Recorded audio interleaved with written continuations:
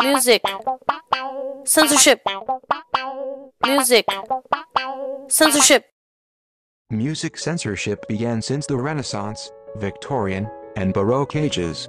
Several classical artists were exiled and thus effectively censored due to political issues and demands. For example, Beethoven was never played in Israel. Although he was not formally banned, he was not played because of his association with the Nazi era.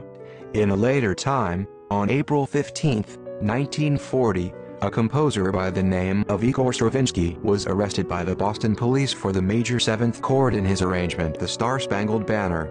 He violated a federal law in which reharmonization of the national anthem is not allowed. According to Free Muse, in May 1985, an organization by the name of the Parents Music Resource Center, or the PMRC, was created. Originally, the PMRC proposed that record companies to voluntarily label offensive albums. By 1990, the black and white, parental advisory, explicit lyrics label became an industry standard. In 1991, Walmart, the world's largest music retailer, announced it would not carry CDs with the PMRC-approved, parental advisory, explicit lyrics label. Because of this, the record industry panicked and quickly issued edited versions of CDs to Walmart stores nationwide. Music journalist Eric Newsom said, "It's never been proven that music causes people to do bad things. Outside of people who already had problems to begin with, there are no examples of a cause and effect relationship." The main reason music censorship is supported by parents and even by the record companies is because of the effect that it has on children or on society as a whole. Fact is, there have not been cases in which music itself was the sole factor of someone being affected mentally. In 2003, Eminem, along with pop artists such as Janet Jackson, TLC, and Ashanti, shared the same warning label for offensive language. Nowadays, offensive language consists of lyrics talking about alcohol, sex, and violence. But has offensive language always been about that? No. In 1968, Dylan's songs stopped playing because the lyrics were considered too difficult to understand. They removed the songs sung by Dylan but played the same songs sung by different artists with clear diction.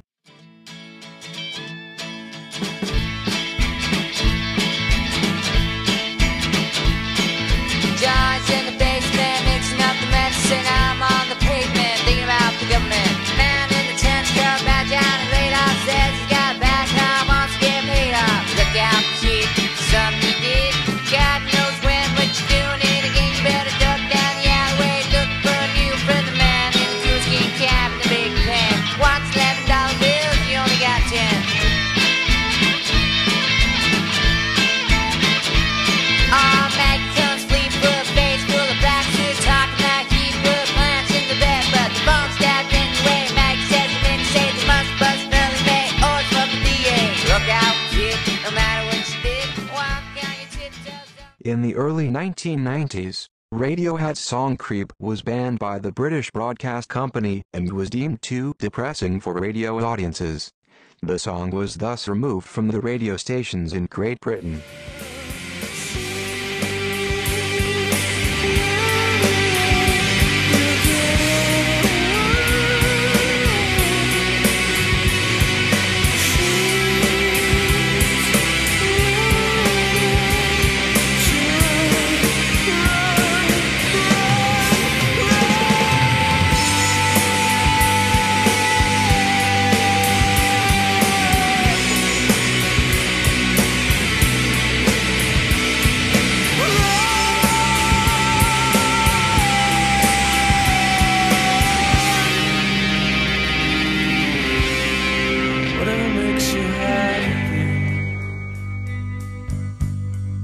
Whatever you want,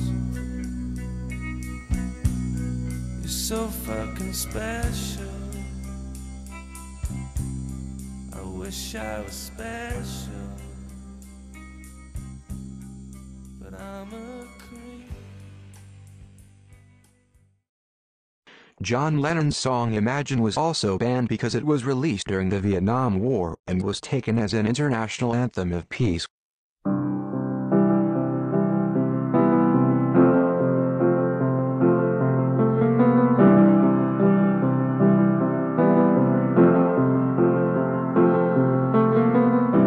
Imagine there's no heaven.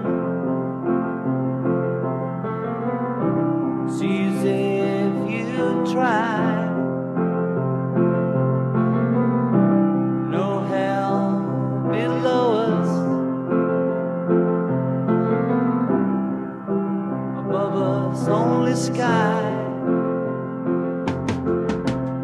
Imagine all the people. In an interview with aspiring, local musician Robert Hoover, we hear his personal view on the issue of music censorship. This is an interview with local aspiring musician Robert Hoover. Hi, Robert. Hi. Our interview focuses on music censorship. But before we talk about that, we'd like to know how you feel about music in general.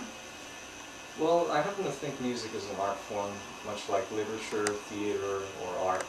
I happen to think it's one of the more pure art forms available because of how closely tied a person can be to a song. Unless, you know, it's something like Britney Spears when the music isn't even original. Are you familiar with the term music censorship? Yes, actually, I am.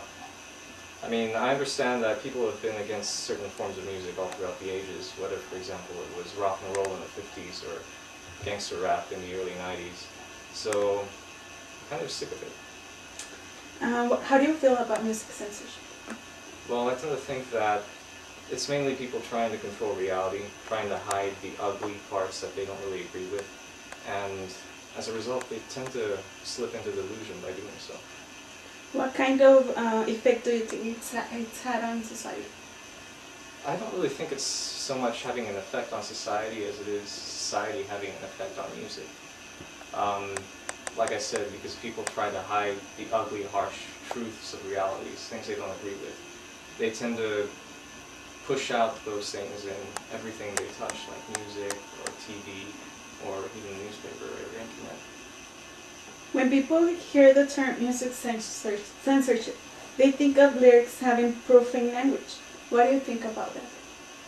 I think that's kind of a narrow-minded view. It's not so much the language, like the words used, so much as it is what the music describes. For example, if you say the F word, you're probably going to get a parental advisory sticker on your album. But if you talk about, say, euphemism for sex, you know, people wouldn't care. Nobody escapes from not having freedom of expression. Music censorship needs to come to an end. We deserve to be heard.